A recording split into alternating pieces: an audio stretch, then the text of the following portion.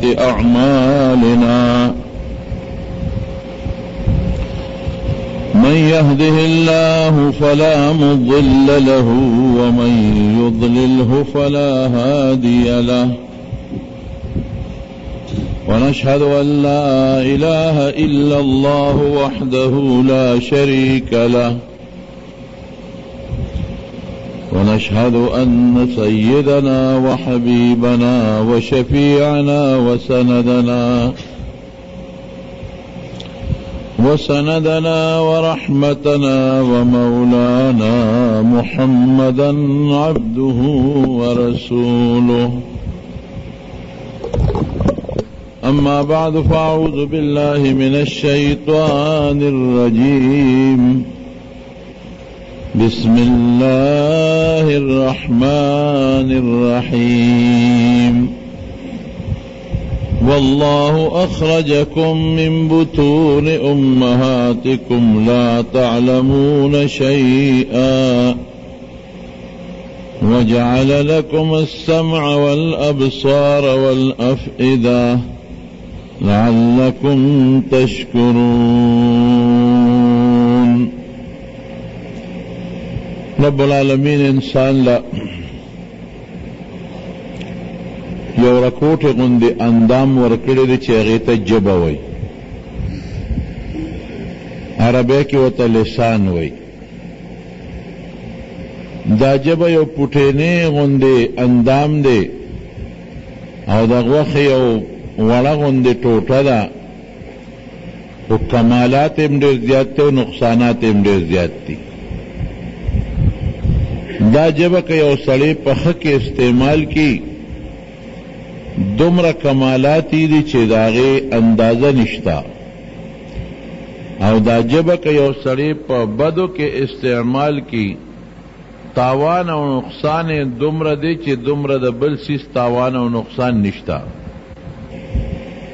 په دې ژبه که ذکر کې لوړ مقام پہ حاصلېږي، په دې ژبه که درود شریف وی لوړ مقام پہ حاصلېږي، په دې ژبه که استغفار وی الله ته پې ډېر لوی نزدېکت حاصلېږي.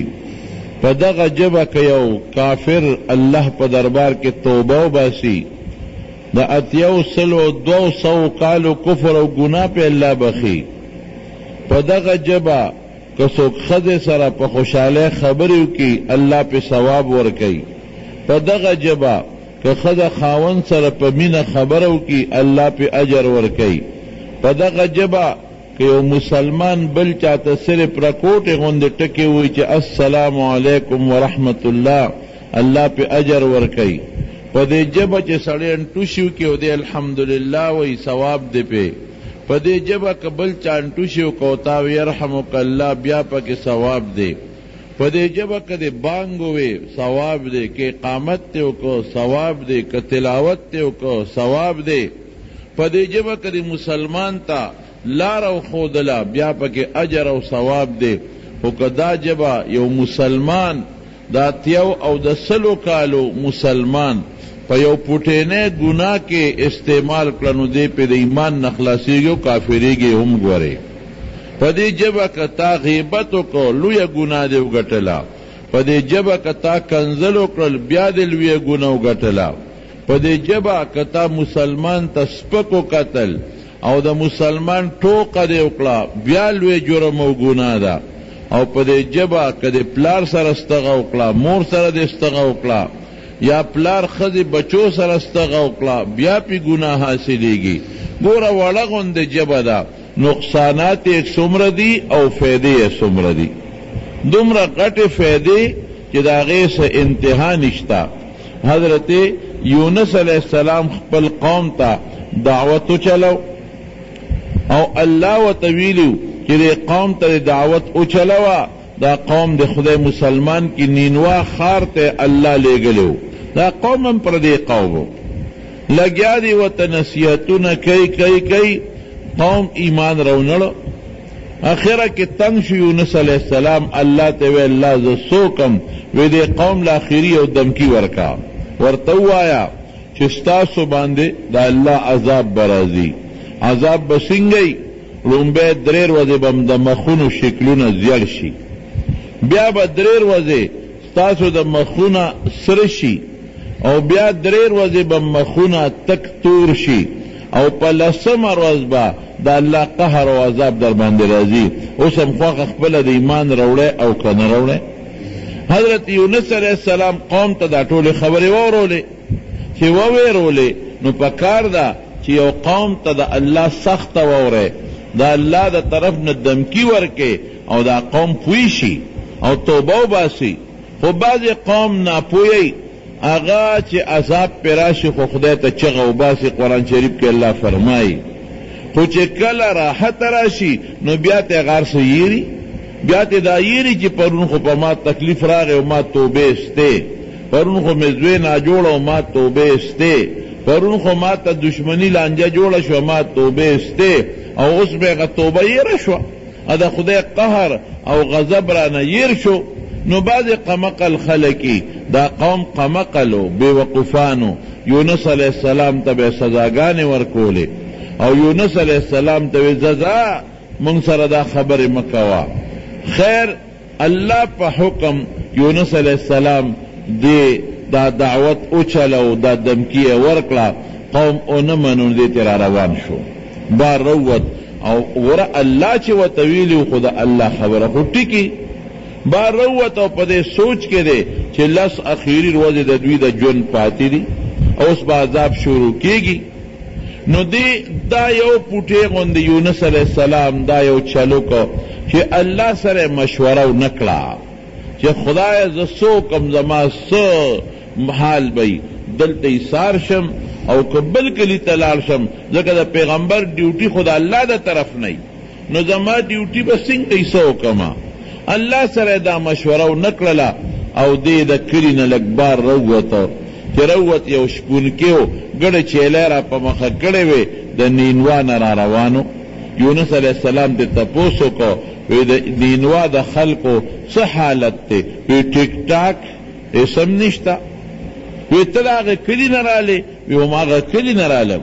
وی خلکو باندې څه تکلیف عذاب خو نشته؟ وی نه نه خلک خو خوشحاله دی او ښه عیش و عشرت کې دي او ښه برابر دي. باس چې دی واورېدل نو زړه کې لږ غوندې مایوسه ګیلمن شو چې خدایه تا خو ما ته ویلي چې 10 ورځې پس به عذاب راځي، 10 نه 15 شل تېرې شوې، هغې باندې خو عذاب رانغی. منځ کې څه چلو شو؟ منځ کې چې په هغوی د عذاب اثرات رالل، په لومبو 3 ورځو کې رنګونه چې کله زیړ شو بس دوی پوه شو چې مونږ ته یونس علیه السلام ټیک ویلی دي. علی شبه یونس علیه السلام پسې ګرځی خو دی خو نو. بیا پکې یو کس دا خبره وکړه چېرې ما د یونس علیه السلام پیغمبر نه یو خبره اورېدلې وه چې الله کلم په چا عذاب راولیږي او دا خلک الله ته بخنه غواړي او توبه استغفار وکړي الله معاف کوي. هله راځئ چې خدای ته جړا شروع کړو. که یونس نشته نو خدای خو شته که نه؟ الله شته. بس خلکو دا چلو کو چې ټول د کلي نه بار ووتل او یو چغې الله ته جوړې کړې، داسې چغې جوړې کړې چې دوی څاروو نه بچي جدا کړل. نو څاروو بچو پسې چغې والې او بچو په هغه خپلو میندو پسې چغې والې، او د ښځو نه خپل بچي جدا کړل.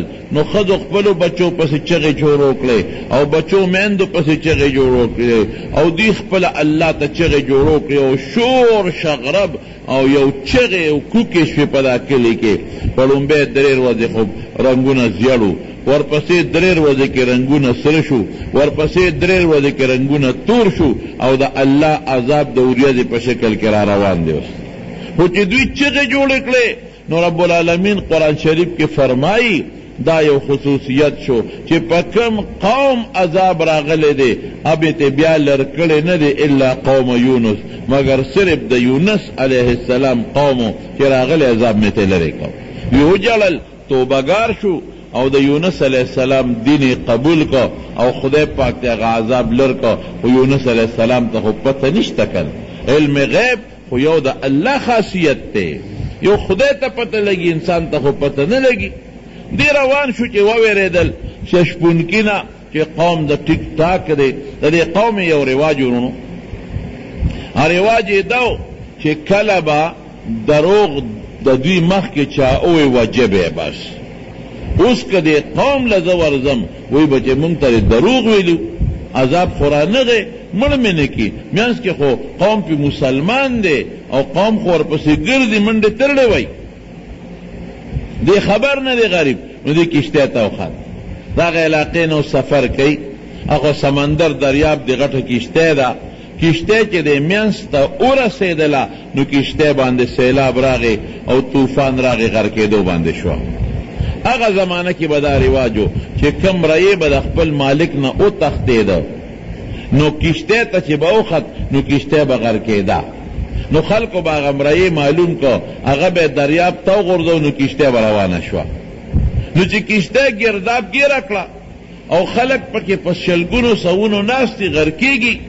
نو د کشتۍ مانګي چغه کړې وی شابه کم رایې د خپل مولا نه تښتېدلی دی الی شابه هغه مرایې ځان وښایې چې هغه ور وغورځو چې باقي کشتۍ غرقېدو نه بچ شي چې دی اوې نو حضرت یونس علیه السلام پاسېده او پوه شو چې دا خو زه د الله د حکم انتظار مې نه دی کړی او کشتۍ ته ختلی یم امرایې خو زیمه بس پاسېد وی زه هغه امرایې زه د مالک د حکم نه بغیر راغلی ما ور وغورځوې خلکو چې وکتل نه ته خو ډېر نیک سړی ستا مخ خو رڼاګانې کوي ته نه بل څوک دی قراندازي پکې وویستله او د ده په سر به راخته قراندازي پکې وویستله او د ده په سر به راخته بیا قراندازي پکې وویستله بیا د ده په سر راخته بهر کې دریاب ته وغورځو زما هغه اخري ټکي له راځم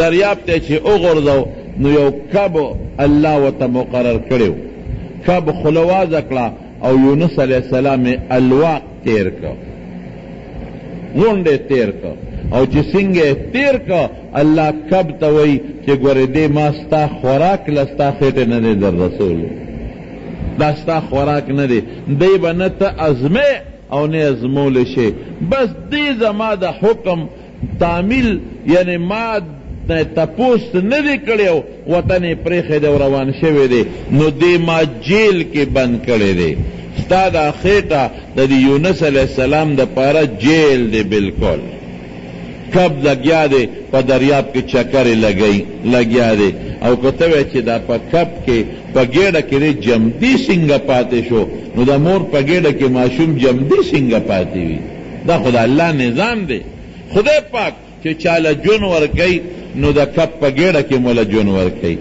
خدای پاک چې چاله زندگی ورکوي نو چینجیله په کاڼي کې دنم رزق ورکړی دی جون وله ورکوي دا خو د الله نظام دی کب لګیا دی او صاحبه منډې ترړې په دریاب کې وی او د کب دا سرمن دا الله داسې کړه دته لکه د شیشې په شان دی او د دریاب چې څومره مخلوقات دي دا ورته ښکاري او کب لګیا دی سمندر دریاب کې یو سر نه بل سره پورې په منډو سر دی او دی ورکې پروت دی هلته سوی دی کب کله ویخله خټې له لاړ شي هلته سوی هلته یو ټکې وی سبحانک څنګه دی ربنا ظلمنا ربي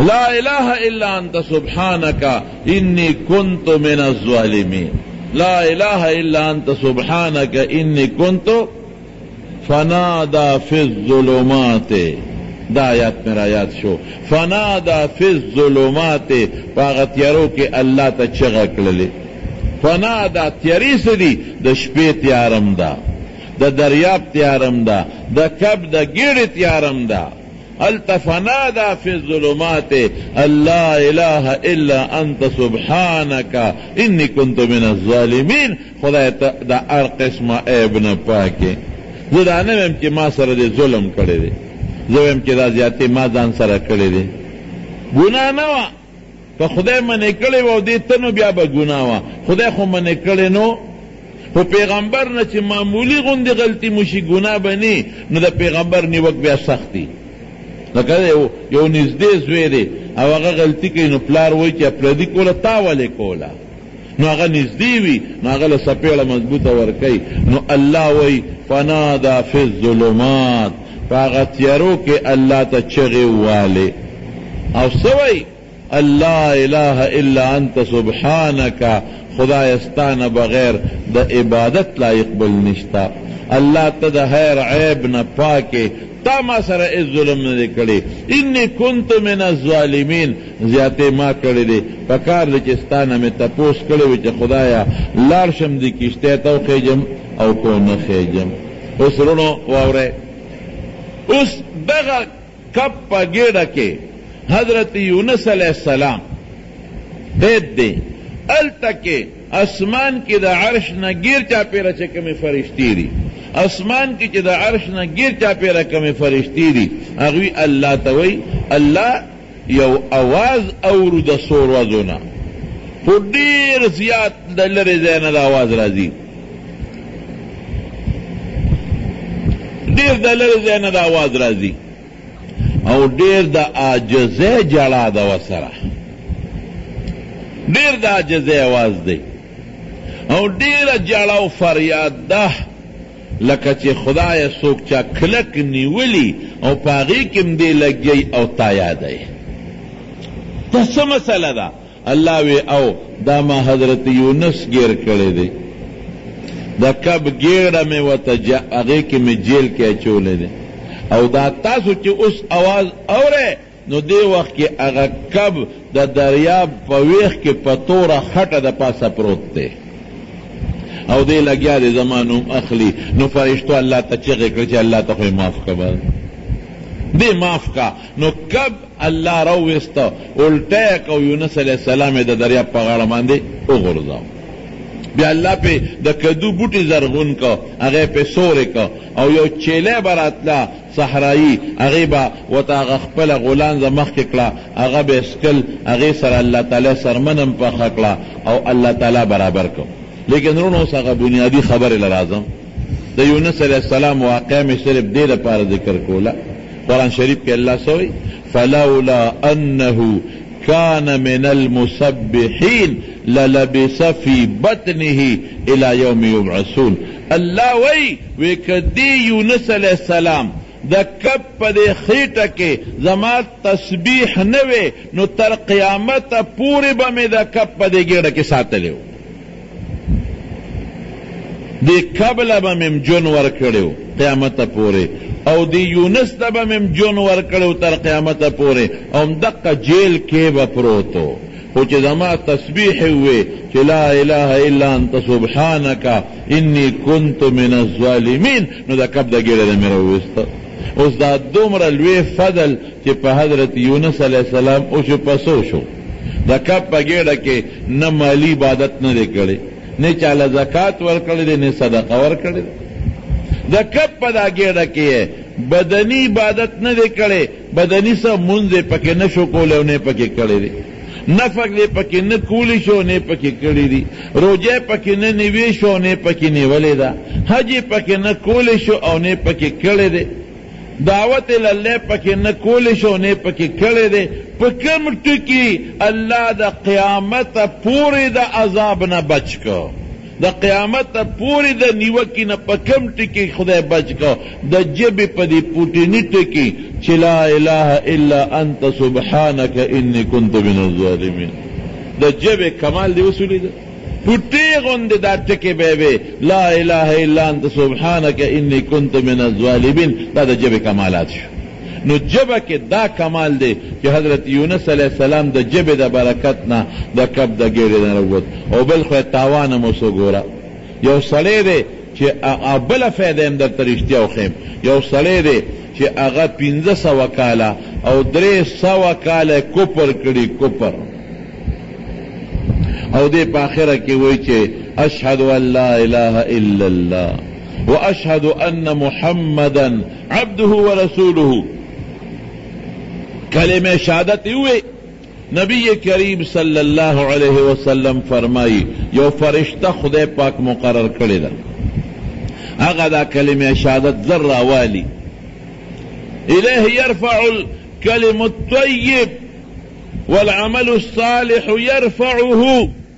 اللہ قرآن شریف کی فرمائی چې خیر خبر اللہ تا فوراً رسیگی او کلمه طیب گوره خو خبرو تم وی او کلمه طیبه تم وی کلمه طیبه تا لا الہ الا اللہ تا کلمه طیب ویل کیگی نو چې دې سړی دا کلمه شهادت یو دی مسلمان شي د 300 کالو 400 کالو د کفر نه پس نو دا فرشته دا کلمه والی الله ته وړي نو چې د اسمان دی منځ ته ورسېږي نو یو بله فرشته د بره نه را روانوي هغه د سره میلاو شي د دې فرشتې نه تپوس کوي چرته روانې وی بره عرش معلا ته ځم الله له روانې وی څه کې وی یو بنده او کافرو او مسلمان شو او کلمه شهادت وی هغه کلمه شهادت د هغه بنده الله لوړم دغه بنده هغه کلمه شهادت الله لوړم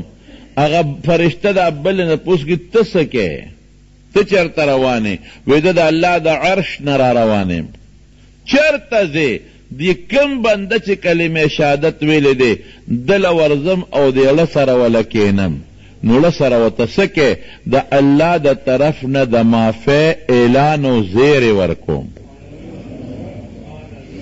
الله د طرف نه د معافی اعلان او زیری ورکوم دغې له روانیم ګوره فرشتې لا دا کلمه رسول نه ده او الله زیری ورته رالیږلی دی او د دنیا د عدالت او د خدای د عدالت منځ کې فرق دی دنیا کې چې جج څوک بری کی که نه د قتل مجرم دی یا بل مجرم دی او جج اولی کی چې دی ما بری کم نو دا فایل باندې خو اولی کی چې بری شو خو هغه فایل ختمیږي نه هغه پروتی ججانو سره دا فایل دریاب ته نه غورځئ خلک وی کیس فایل شو کیس فایل شو څه مطلب چې بس دا بند شو دا کیس پروتی په دا کاغذونو کې سزا نه ورکوي بری شو خو دا کیس پروتی دا محفوظ پروتی لیکن دا خدای نظام تا گورا الله د چې دا 300 کاله کم کفر کړی دی او خدای ته کم کنزل کړی دی ځکه کفر خو خدای ته کنزل دی کنه چې ته خدای تعالی لور ده نو دا دی ته کنزل نه کړ نبی الله فرمایي الله ډېر مهربانه بادشاہ دی حدیث ته نبی کریم صلی الله علیه وسلم دی په بخاری شریف کې راځي نبی علیہ السلام وایي چې الله وی حدیث قدسی دی چې دا بندگان ما ته کنزل کوي او زه بیا م رزق ورکوم دی ما ته کنزل کوي زه بیا معاف کوم کنزلی څه دی کنزل یې دا دی چې وی خدای له لور ده او خدای له زوی دی نو دا دی خدای ته کنزل وکړل ښځه دی وله ثابته کړه او شهوت دی ولا ثابت که نو خدای له شهوت نشتا ښځه دی ولا وګڼله خدای له ښځه نشتا بچی دی ولا ومنه نو پلار خو بچی ته محتاج نو تا خدای محتاجه که دا کنزل نشو نو څه شی شو نو 300 کاله دی سړي کفر کړی دی نو چې خدای کله معاف کی په دا پوټینه ټکي چې دی واشهد ان لا اله الا الله واشهد ان محمدا عبده ورسوله پوټې ټکې نه مونځ کړی دی دا لازم نه ده چې ته د کلمې شهادت ووایې نو مونځ به کیله او ماف کېږي کلمې شهادت ووایې نو 100 روپۍ به خیراتي ورکړې هله به ماف کېږي کلمې شهادت دې ووایې نو حج به کړې نو هله به ماف کېږي کلمې شهادت دې ووایې نو 100 روژې به نیسې هله به ماف کېږي دا پکې نشته دقه یو جبه کې کمال جبه کې کمال کلمې شهادت اوی او 15 منټه پس مړ شوی زه جنت ته نیغ په نیغه جنت ته ځه کمال د دقه جبې دی نو ګوره اوس دا دنیا د عدالت او د خدای د عدالت فرق وپېژنه چې د کلمې شهادت اوی کیس فایل کیږي نه چې خدای سره به ټیک ته وی لیکل چې سړی بری شو له دوزخ نه خو کیس په پروتي نه هغه فایل مکمل د ده په عملنامه کې او د خدای سره په کتابونو کې چې د کوم کفر او ګناه وه ټول میټو شي ختم شي ختم او یو بل ته کې واوره فرشتو ته چې کم کرام الکاتبین ته دا پته ده چې د کفر کړی دی او 300 کاله خدای ته دشمني کړې ده دا هغه فرشتو د زړونو نه مغه ګناهونه خدای هیر کړي چې هسې نه د قیامت پر دوی د خلاف ګویو نه کړي دا فرشتې را دې سړي خلاف ګویو نه کی نو د کتابونو نه ولا کفر او ګناهونه هغه د خدای کنزل روان کی او د فرشتو نه مولکي. دا د الله نظام، دا د ژبې برکت شو. د ژبې یو ژبه د پټې ده. نبی کریم صلی الله علیه وسلم فرمایي من یضمن ما بین لحیه و ما بین فخذیه یضمن لی، څوک به ماله دا ذمه داري راکړي چې د دې دوو غوښو حفاظت به وکړي. یو غوښه د دواړو جامو په دا منځ کې ده او دویمه غوښه د دواړو ورونو په دا منځ کې ده. چې څوک ماله دا ذمه داري ورکوي نو زه به اضمن له الجنه، دله به زه د جنت ذمهواري ورکم. جبه د کمال شیم دی، قسم په خدای سړی په کمال تم رسیږي، خو جبه د تاوان شیم دی سړی په تباه کیږي. د دې جبه د لاسه د قبر عذاب دی. ګوره نبی علیہ السلام په معراج کې یو قوم لیدلی چې بل یو فرشته لیدا چې یو سړي ته به د خوله کې یو کونډه یو سیخ واچو او دا به وله داسې راښکله چې دا سپیمې او دا شونډې دا به د سټ ته راورسېدې، یو چیر به پکې وله واچو، بیا به وله د بل طرف ته هغه چاړه کېښوده او یو چیر به پکې واچو او دا شونډه او دا سترګه او دا سټ به د نیم سټ ته راورسېدل او دا چل به کو، یو طرف به جوړېده او بل به وله بیا شلو. نو تپوس وکړه نبي علیہ السلام د فرشتو نه، وی دا سړی څوک دی په لوی عذاب کې ګیر دی؟ وی دا ستا د امت دروغجن چې په دې ژبه دروغ وایي. تر قیامته پورې دا د قبر عذاب دی، دی د قبر عذاب شو. نو رونو ژبه ښه شیم دی، خطرناک شیم دی. ګورې ژبې چې کم خلک رسول دی رسېدلی دي او چې کم خلک یې غورځولی دي نو غورځېدلی هم دي. او تاسو ته خو پته ده که چې شیطان ابلیس امام غزالی رحمت الله علیه په دې منهاج العابدین کې لیکلی دي د 80,000 کاله د خدای عبادت کړی دی. 80,000 کاله د الله عبادت، او دومره عبادت یې وکړ چې بیا به دې په اسمانونو کې فرشتو سره اوسېده. خو چې الله ورته وی آدم علیه السلام طرف ته سجده وکړه، سجده خو یې ونه کړه، لیکن چې الله ته ته په هغه سجده یې راونه شړه چې دې ونه کړه، په هغه سجده یې راونه شړه چې او سجده دې ونه کړه او شبه ده ذلیل مې کړې، نت موقع ورکړه تپوس ته کوي چې سجده دې ولې ونه کړه، چې ما درته حکم وکړو نو تا سجده ولې ونه کړه. نو دی ورته څه وایي؟ باز د دې ژبې په دا ټکي څه وایي؟ وی خلقتنی من نار وخلقته من طین، زه دې اور نه پیدا کړم او دې د خټې نه، نو زه دته سجدې نشم کولی. وی ښه وکېږه اوس هغه ټوټیني ټکي باندې د دغه شیطان د 80,000 کالو عبادت څه شو؟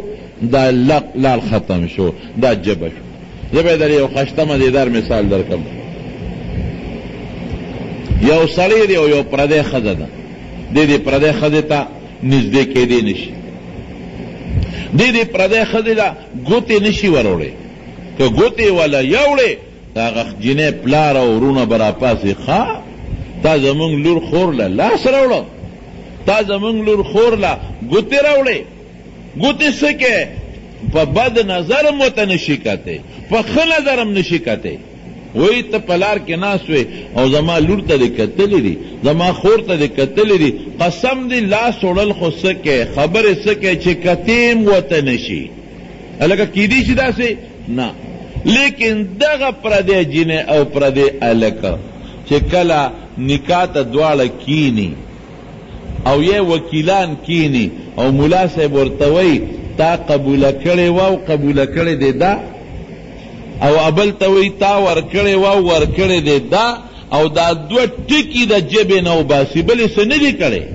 مهر بله روسو چېته ورکوي، مونځ پکې نشته چې مونځ وکړو دا به دې ښځه شي، زکات پکې نه چې زکات ورکوو نو ښځه به دې شي، دا پکې نشته چې دومره روجې ونیسه نو دا به دې اله ښځه کېږي. نه پوټې نه ټکې قبوله کړې دی وا قبوله کړې دی دا، ورکړی دی و ورکړی دی دا او هغه وی او په دې یو ټکي هغه جینۍ چې دی ورته نه ګوتې وروړی شوې نه ورته کتل کولی شو نه ورسره خبرې کولی شوې هغه پې څومره نږدې خپله شوه رښتیا ووایه نږدې خپله شوه که نه شوه نو بشیر جان ما ته وی ماله دا چلو که که نه نو ما ورته وی نیم کار مې دله کړی دی او باقي نیم تو که نیم کار دا دی چې تا خو قبوله کړی و قبوله کړی د دا ویلی دی خو هغه ورکړی والا هغه نیم شی پاتې دی هغه ته را پیدا که نیم کار خو شوی دی ده خو یې قبوله کړی و قبوله کړی دا او باقي نیم کار پاتې دی چې ورکړی و ورکړی دی نو زه نور څوک نیم مې کړی نیم د دې وکړي که نه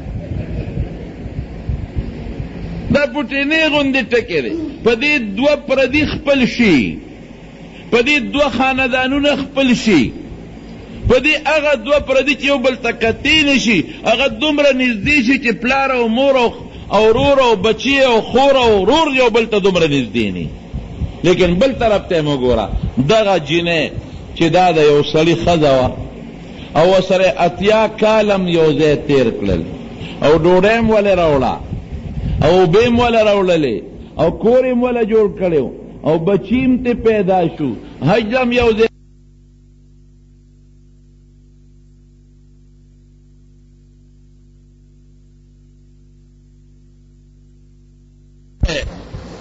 حضرت ابو بکر صدیق رضی اللہ عنہ یو ځل جبه کلکه ونیوه داسې بار یې راوویسته او داسې شوې شړنګوله وی جبه ځان له خوږې صحابه ورته وی دې غر کړو غر کړو دې پوټینۍ جبې غر کړو نو هغه 80 کاله بوډا خاوند او بوډۍ ښځه چې وی ما دله طلاق درکړه په 3 طلاقو ځکه نو څه دا ښځه پردی شوه که نه شوه هر څه لاړل تباه شو نه ورسره اوس عمرې لتلی شي نه حج لتلی شي نه ورته خبرې کولی شي نه ورته نظر کولی شي نه په یو کور کې او کوټه کې اوسېدی شي لړه قصه ختمه شوه دا د دې ژبې کمالات دي دقه پوټینۍ ژبه ده دا به د خدای ته نږدې کوي هم د خدای د بنه لرې کوي هم نن سبا د دې ژبې د لاسه خلک تباه او برباد دي یہ رشتہ درته ویل او اے د دواړو جهانو مبارک سردار محمد مصطفی صلی الله علیه وسلم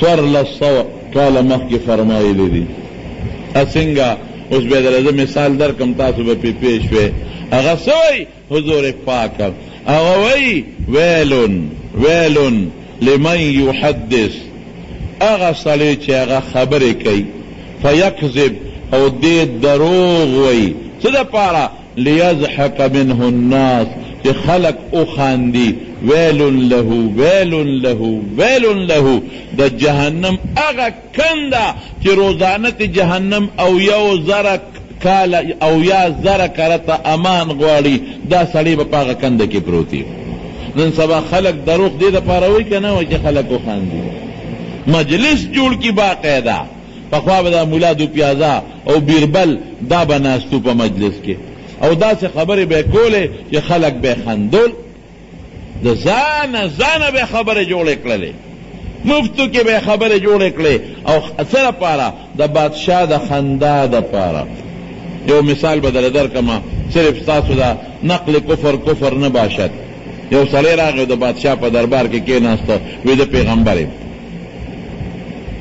دا ټوکه ټقاله ده زه پیغمبر یم بادشاه ورته وایي چې ستا معجزه وښایه ځکه پیغمبر له خو معجزه په کار ده سړی ورته وایي ته چې څه غواړې ما ته وایه وایي ښه نو داسې وکړه چې شا به په دې میدان کې یو خټکې راله پیدا کړه دلته یو خټکې ما ته حاضر کړه نو بس زه به دا ستا معجزه شو پیغمبري به دې ومنم سړی ورته وایي ما له 3 ورځې مهلت راکړه 3 ورځې مهلت را خټکې بدل راوړم بادشاه وی بیخ دی وده 3 ورځې نه چې ګنټه مې درکړه نو اوس به بازار کې والي دلته به راوړې مهلت نه درکوم دا ځای به ما ته خټکې اوس حاضرې او ته څه وایي وی ما د پیغمبرۍ دعوه کړې د خدایۍ مې نه ده کړې خدای پاک 6 میاشتې کې پیدا کوي او ته ما له 3 ورځې مهلت نه راکړې ګوره اوس ته خو دا اوس ټوکه ټقاله شوه داسې قسمه ټوکه ټقاله یا بعضې خلک یې فرشتو پورې ټوکې کوي مانا با قبر کے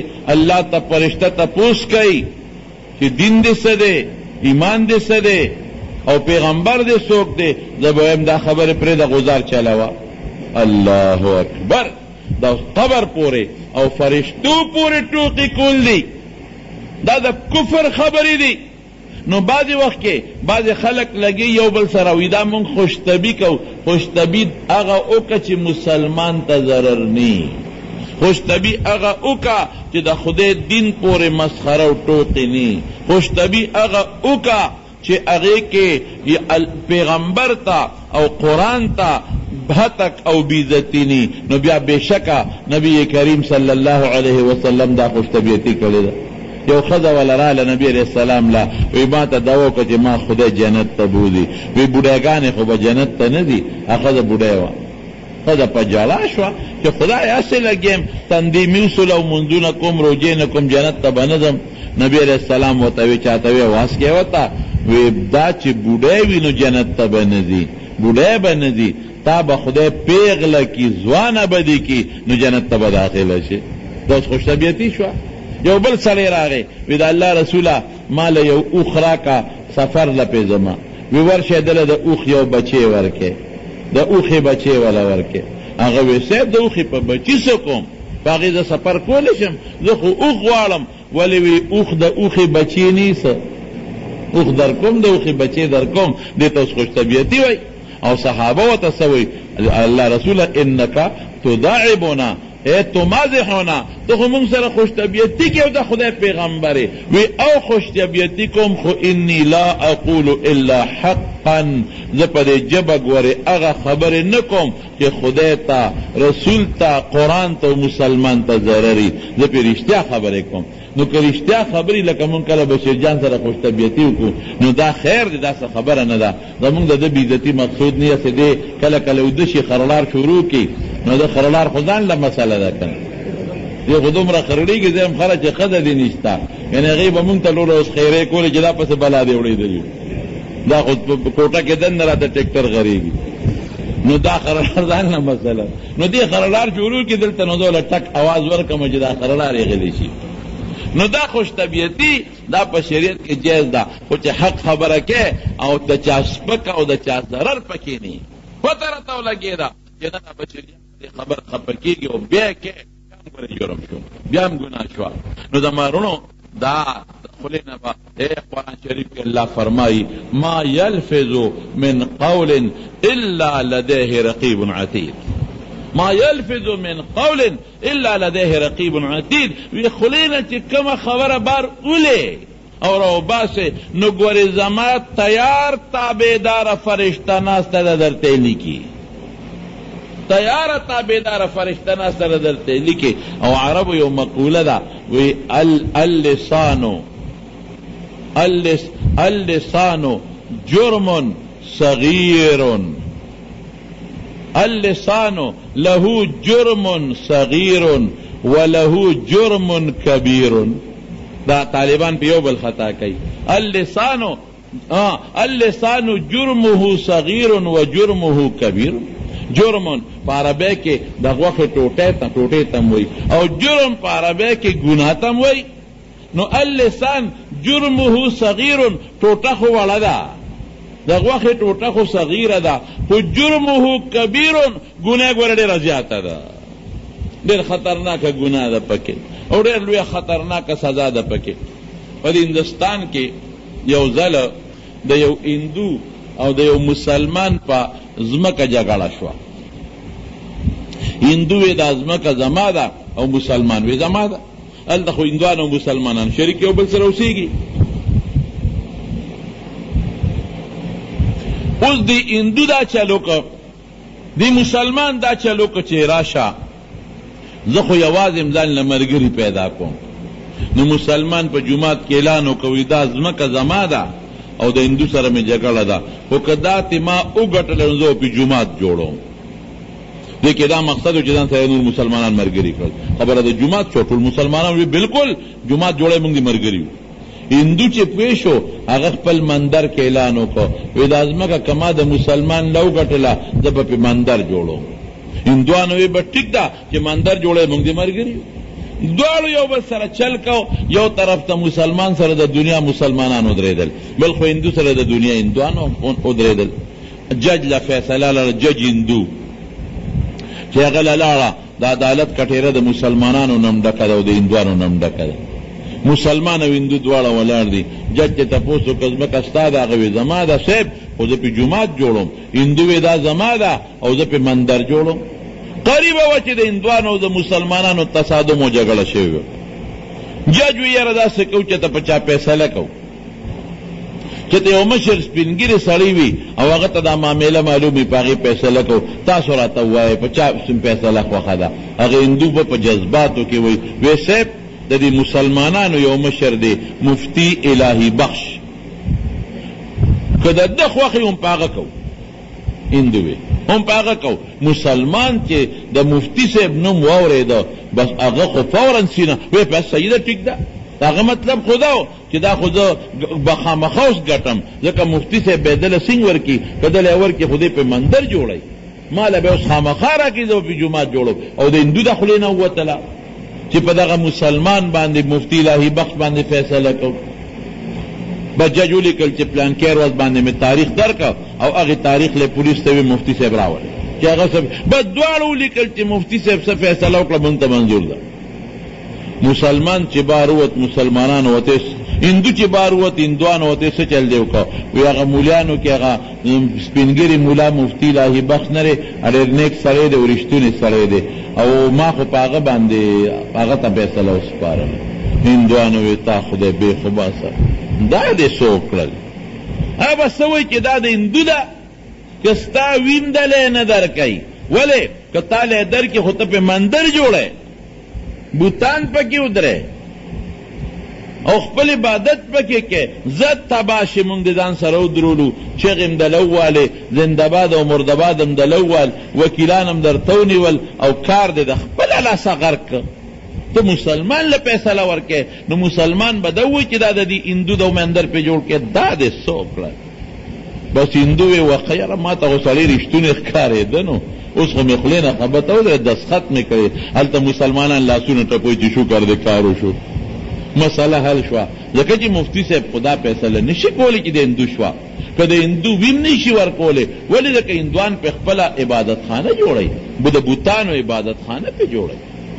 صاحبه چې کله بل تاریخ شو بیا هندوان رالل، عدالت د هندوانو نه ډک دی، دې خوا مسلمانانو نه عدالت ډک دی. دا هندو مسلمان دننه شو جج ته او دا مفتی صاحب سپینګیرې ور دننه کړ. جج دواړو ته وی چې مفتی صاحب دوی پتا فیصله کړې ده، رښتیا ووایه دا ځمکه د چا ده؟ مفتی صاحب وی رښتیا ووایم او وی دا د دې هندو ده، ما ته پته ده د هندو ده، دا زمونږ دا مسلمان ګپ لګوي، دا د ده ده. وی مفتی صاحب که دلی ورکې خو دې پې مندر جوړی، بوتخانه پې جوړی، وی د ده ځمکه ده، د ده خوښه ده چې پېسه جوړی به، دا چا ځمکه ده نو چې څوک پېسه جوړی به، نو د ده خو دروغ نه ویم رښتیا ویم، د ده ځمکه ده چې دې پې مندر جوړی، نو د ده خوښه ده، زه خو یې پې نه جوړوم، زه خو وله خپله ځمکه نه ورکوم چې مندر پې جوړ کا، زه خو وله د دې مسلمان ځمکه نه ورکوم چې مندر پې جوړ کا. دا خو د خپله ځمکه او تا وی رښتیا ووایه ما رښتیا ووایې، مندر پې جوړوي د ده ځمکه نه جوړ دی کې پې. صاحبه څه چلو شو؟ اوهو جج فیصله ولیکله د هندوستان په تعزیرات هند کې اوس هم دا فیصله موجوده پرته ده. هغه داسې تعزیرات نه دي لکه زمونږ د دې په شان دی، زمونږ د خسار یو قانون او مازدیګر بل قانون، هغې کې اوس هم دا فیصله لیکلې د جج ولیکل وی مسلمان هار گیا لیکن اسلام جیت گیا. مسلمان خو بیلا خو اسلام وګټله، مسلمان بیلا ځمکه هندو له لاړه خو اسلام وګټله. اسلام دروغ ونه وی، اسلام دوکه ونه کړه، اسلام د خپل پاره ونه کړله. هندو چې دا خبره واورېده نو هغه فورا جج ته وی جج صاحب دا ځمکه وځمه. مفتی صاحب سمه فیصله وکړه، دې ته اسلام وی، دې ته اسلام وی، مسلمانی دا ده. لہذا جج صاحب زه د نن نه پس اسلام قبلم زه مسلمانېږم او دا ځمکه زما ده، دا ما جومات ته وقف کړه، په دې جومات جوړ شي. او د عدالت په ټکه ټهره کې چې څومره اندوان ولاړو ټول اندوان په یو ژبه خدای پاک مسلمانان کړل د دې ژبې د لاسه. دغه مفتی الهي بخش په دې ژبه فیصله وکړه، صحیح او حق یې پې وویل نو څونه فایده حاصله شوه. او که ده په دې ژبه دروغ ویلو چې دا د دې مسلمان ده نو بېشکه ځمکه خو به مسلمان له راغلې وه، جومات به پې جوړو خو اندوان به مسلمانان شوي نو ابا کافر پاتې وو. خو چې په ژبه حق خبره ادا شوه نو ټول اندوان خدای پاک مسلمانان کړي. نو ژبه که په ښه کې لګې، په ښه کې نبی کریم صلی اللہ علیہ وسلم فرمائی اوہو مبارک قربان شمتے وی ہر سار چی سڑی را ویخ سی و را پاسی دا اندامون دی جبل قسمون ورگئی، دا طول اندامون جبل قسمون ورگئی چی اے جبے ستار دا خدای پا ذات قسمی چی گوری زمون دا پارا دا خدای نو یرے گا، زمون دا پارا دا خدای نو یرے گا. که ته په نیغ روانې نو مونږ هم در پسې نیغ در روان یو، او که ته کږه شوې ګورې مونږ هم در سره کږېږو. ولې چې ژبه کنځل وکړي نو لاس تماچه راوالي که نه، خپې په ګناه کې په منډه شي او که نه شي. نو که ته کږه شوې نو مونږ تا سره ګورې تړلي یو، مونږ هم کږېږو. او که ته نیغه شوې نو مونږ تا سره تړلي یو، مونږ هم ګورې نیغېږو. نو د خدای دپاره زمونږ په حق کې ځان د خدای نه ویروه، ګناه مه کوه.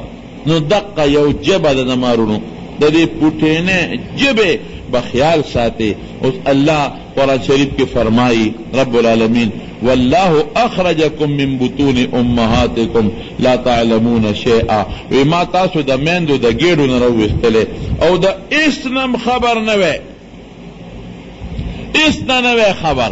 نو جعل لکم السمع والابصار والافئده، ما د سترګې درکړې. ګوره ژبې پسې دویم نمبر اندام څه شی شو؟ څه شی شو؟ سترګه. او ژبې پسې دریم نمبر اندام څه شی دو؟ نږدې دلته وته غوږونه. هغه ژبه وه، هغې بیان خو مې درته وکړو ما یلفظ من قول الا لدیه رقیب عتید، چې ته د ژبې نه څو باسې درته ګورې لیکلي کېږي. لم تقولون ما لا تفعلون کبر مقتا عند الله ان تقولوا ما لا، چې په خوله کې یو کار نه کوې په ژبه ولې وی چې اوی بیا هغه کار کوه. نو دا خو د ژبې مسله شوه. ورپسې دویم نمبر اندام څه شی دی؟ د غوږ دی. او ورپسې بل اندام څه شی دی؟ سترګه ده. نو دا او ورپسې بل د ټولو بنیادي شی زړه دی. دا زړه دی. د دې زړه مثال دی یو خزانې دی، یو کټوی دی. به کټوی درکړم، یو کټوی دی. کټوی کې دننه شیخ هم پروتي، پیم پکې پراتی، او په کټوی کې دننه مردارم پرتی، پیشو دی په خټلم په کټوی کې پرته ده، او که چرګوټی دی پوښکم په کټوی کې پروت دی. په دې کټوی کې دننه پیم پراتی دي، او په کټوی کې سخین ګلیم پروت دی.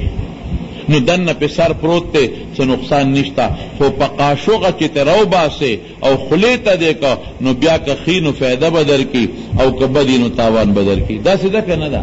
نو د دې ژبې او د دې غوږونو او د سترګو مثال د قاشوغې دی. د دې اړه نه پې ګړۍ نه پې ښه شی راوویسته، ښه شی دې پې راوویسته نو فایده شوه. او که د زړه د کټوی نه په دې قاشوغه ښه شی راوویسته نو تاوان دی. نو دا اندامونه الله مونږ له سله را کړي دي چې مونږ پې د رب العالمین د نعمتونو شکریه ادا کړو. لیکن مونږ په دې نعمتونو د رب العالمین د نعمتونو شکریه ادا نه کړه. خصوصا په ژبه مونږ ټول عمر مسلمانانو پورې ټوکې وکړې.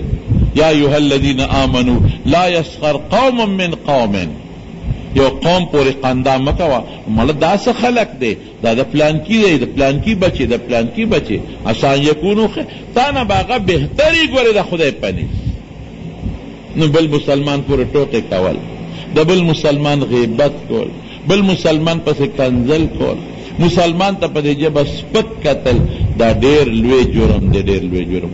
په دې ژبه څه ووایه الله پې رضا کا. یو بل مثال د ژبې در کوم چې تاسو پې نورم پوه شئ. قرآن شریف کې الله تعالی فرمایي، الله وایي وما كان الله ليعذب وأنت فيهم وما كان الله ليعذب وأنت فيهم وما كان الله معذبهم وهم يستغفرون. نبی کریم صلی اللہ علیہ وسلم یو ځل منځ کاو او صلاة الکسوف یې کاو، تندر نیولې و د انوار، نو منځ یې کاو او په دې مانځه کې راروسته شو، چې راروسته شو وی اوف اوف اوف په مانځه کې دننه اوف اوف اوف داسې کړې او ډېر په تیزه په بد حال کې راروسته شو وی اوف اوف اوف وانا معهم وانا معهم وانا معهم.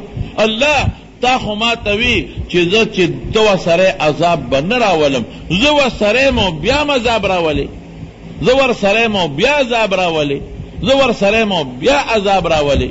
نو چې مونځ اخلاص د صحابو ته تپوس وکړو د الله رسوله څه چلو؟ وی چې په مانځو درېدم نو د دیوال کې مې د جهنم اور ولیدم، الله را تعالی جهنم اور راښکاره کړ، ما وی بس دا اور جوړ په مونږ راغی، نو ما باندې هیبت راغی او رسو شم، نو ما چې الله تا خو قرآن کې ویلي چې ته پکې نو عذاب به نه راولم، نو زه خو پکې منو ولې عذاب راځي؟ یو جلک ما ته خدای وخوام.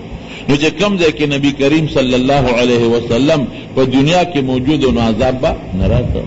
دویم سری وما کان الله معذبهم وهم یستغفرون، وی چې دا خلق استغفار وی نو بیا به په عذاب نه راځي.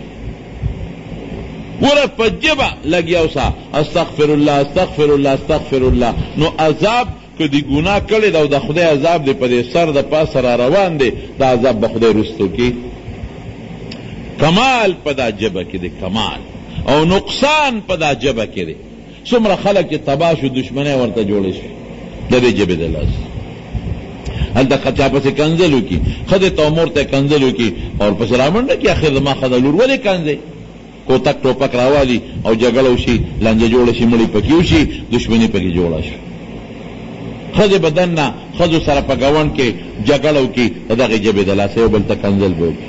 هلکان بار دواړه یو بل سره کنځل وکړي په دې ژبه یو بل سره وکړي، نو تبعی دا ژبه ده او نقصان دا ژبه ده او فایده هم دقه ژبه ده او ګټه هم دقه ژبه ده.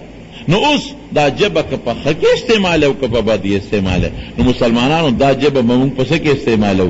په ښه کې استعمالو. ښه په دې ژبه به څه کوو؟ د الله ذکر به کوو. چا به څه به کوو؟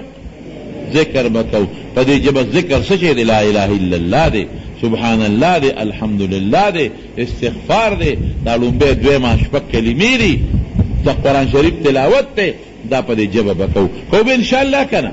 او په دې ژبه به مونږ مسلمانانو ته نیغه لار به ښایو، په دې ژبه به مونږ مسلمانانو سره خوږې خبرې کوو، په دې ژبه به مونږ مسلمانانو سره د مینې خبره کوو، په دې ژبه به خاوندان د ښځو سره او ښځې د خاوندانو سره او پلاران میندې د بچو سره او بچي د مور او پلار سره او ګاونډي د ګاونډي سره انشاءالله خوږې خبرې به کوو. کوو به که نه؟ انشاءالله په دې ژبه به څه نه کوو؟ دروغ به پې نه وایو، غیبت به پې نه کوو، مسلمان ته کنځل به پې نه کوو، د چا سپکه به پې نه وایو، چا پسې بد به نه وایو، کور کې دننه او پې جګړې نه کوو، د یو بل ټوکې مسخرې به پې نه کوو، یو بل پسې خنداګانې به نه کوو. انشاءالله کوو به که نه؟ او نو دا به زمونږ د کامیابی شي پوټینۍ ژبه. نو چې د ما دا دو درو ټکو باندې ستا عمل راغی، نو نبی علیه السلام فرمایي زه به چې تا دا ضمانت راکړه زه به د جنت ضمانت دله درکوم. نو رب العالمین دی زمونږ دا ژبه او زمونږ اندامونه په نیکۍ کې چالو کړي او الله یې دا د ګناهونو نه په حفاظت او په امان کې وساتي. چونکې وړی شو زمونږ عام قانون دی چې په وړي کې مونږ لږ غوندې وختي کوو. انشاءالله آینده دپاره به مونږ پاوبان دی په یو بجه د جمعې مونځ کوو انشاءالله. ها پاوبان دی په یو بجه، نو لږ کوشش کوئ چې په وخت باندې راځئ. رب العالمین مونږ د ژبې د سترګو او د غوږونو د ګناهونو نه وساتئ. الله زمونږ په دې ژبه په غوږونو په سترګو خدایا د نیکو توفیق پر الله راکې. رب ذوالجلاله که څوک مریضان دي ته ولې شفا ورکې. الله که څوک قرضداران دي قرضونه اخلاص کې. الله بعضې دوستان په جیلونو کې پراته دي، پروردګاره ته را خلاص کې. بعضې دوستان وفات شوي دي، الله تعالی ته هغه د آخرت خوشحالۍ نصیب کې. او رب العالمین چا بچی وارثان پاتې دي صبر او اجرونه نصیب کې. یو بل ملګری د پېښور کې زموږ د جمعې خاص ملګری لورې ناجوړه ده په هسپتال کې ده، دعا وکړئ چې الله تعالی وله شفا ورکړي. جل جانه څه دی وی او زمونږ یو ناځوانان دي زمونږ عمر حیات دي د خیش کو د هغې والده صاحب وفات شوی ده، الله تعالی دې مغفرت نصیب کړي. چې د چام مردگان وفات دي خدای دې ټولو بخي، الله ته زمونږ نه راضي شي. خدای که په دې ژبو په اندامونو مونږ څومره ګناهونه کړي، الله ته راته معاف کې، الله ته راته معاف کې، الله ته راته معاف کې، او په دې اندامونو الله مونږ له د نیکو توفیق راکړي او د باقي ګناهونو هم په حفاظت کې وساتي. آخر وخت کې په خولې دا کلمه نصیب کړي چې لا اله الا الله محمد رسول الله.